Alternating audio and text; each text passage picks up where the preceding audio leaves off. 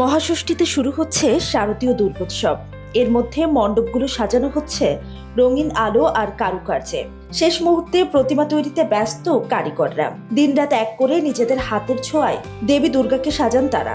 সাজসজ্জার কাজ প্রায় শেষ, একটা শাড়ি আঁকানোর কাজ একটু বাকি আছে। এটা করলেই আজকে আমাদের আপাতত এই মন্দিরের কাজ শেষ। কাল ষষ্ঠী পূজা, একদিন আগে যাতে আমাদের কাজটা শেষ করতে পারি তার জন্য আমরা রাত্র জেগে এই কাজটা এই পর্যন্ত আনছি। এবার মাগুরায় পূজা হবে 615টি মণ্ডপে। আয়োজনকে রঙিন করতে ব্যস্ত সবাই।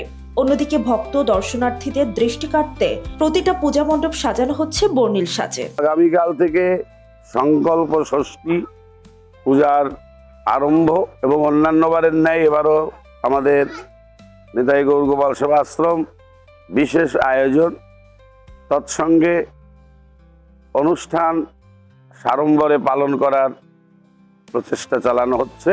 এক্সট্রিম মশার কয়েল প্ল্যান্ট ফাইবার দিয়ে তৈরি, ডেঙ্গু চিকুনগুনিয়া বাহি সহ যে কোনো মশার বিরুদ্ধে দেয় এক্সট্রিম সুরক্ষা। অন্যদিকে পূজাকে ঘিরে থাকছে বিশেষ নিরাপত্তা ব্যবস্থা। নির্বিঘ্নে দুর্গাপূজা উদযাপন করতে পুলিশ প্রশাসন গুরুত্বপূর্ণ দায়িত্ব পালন করছে বলে জানান অতিরিক্ত পুলিশ সুপার মিরাজুল ইসলাম। মাগুরা জেলায় প্রায় 615টা পূজা মণ্ডপে শারদীয় দুর্গা পূজা উৎসব অনুষ্ঠিত হবে। এই পূজা উৎসব যেন উৎসব আনন্দ এবং সম্পূর্ণ ধর্মীয় ভাব গম্ভীর্যতার সাথে সুসম্পন্ন হয়, এই জন্য মাগুরা জেলা পুলিশ সচেষ্ট। মাগুরা জেলা পুলিশ নিয়মিত বিভিন্ন পূজা উদযাপন কমিটির সভাপতি সেক্রেটারিদের সাথে কয়েকবার বসে মিটিং করেছি আমরা।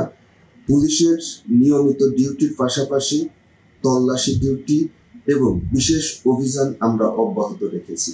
আজ দুর্গাপূজার বোধন, রবিবার 28 সেপ্টেম্বর মহাষষ্ঠী, 2 অক্টোবর বিজয়া দশমী বিসর্জনের মধ্যে দিয়ে শেষ হবে সনাতন ধর্মাবলম্বীদের সবচেয়ে বড় ধর্মীয় উৎসব দুর্গাপূজা।